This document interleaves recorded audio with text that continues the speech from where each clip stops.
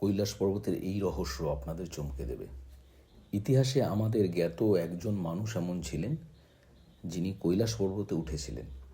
কৈলাস পর্বত পৃথিবীর অন্যতম রহস্যময় জায়গাগুলির একটি। গবেষকদের মতে এই পর্বত নিজের মধ্যেই অনেক রহস্য লুকিয়ে রেখেছে। হিন্দু ধর্ম অনুসারে এই পর্বত ভগবান শিবের নিবাসস্থল, যিনি হিন্দু ধর্মের সব থেকে শক্তিশালী দেবতা। অনেক লোক এই পর্বতে ওঠার চেষ্টা করেছেন। তারা রহস্যময়ভাবে হয় অদৃশ্য হয়ে গেছেন, না হলে মারা গেছেন। আশ্চর্যের বিষয়, এই পর্বত পৃথিবীর সব থেকে উঁচু পর্বত নয়, কিন্তু মহান তিব্বতী ভিক্ষু মিলারেপা ছাড়া আর কেউই এই পর্বতে উঠতে পারেনি।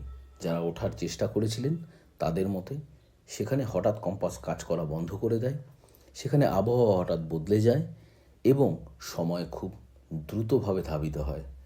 এখানে এমন কিছু শক্তি আছে যে প্রত্যেককে এই পর্বতে উঠতে আটকায়।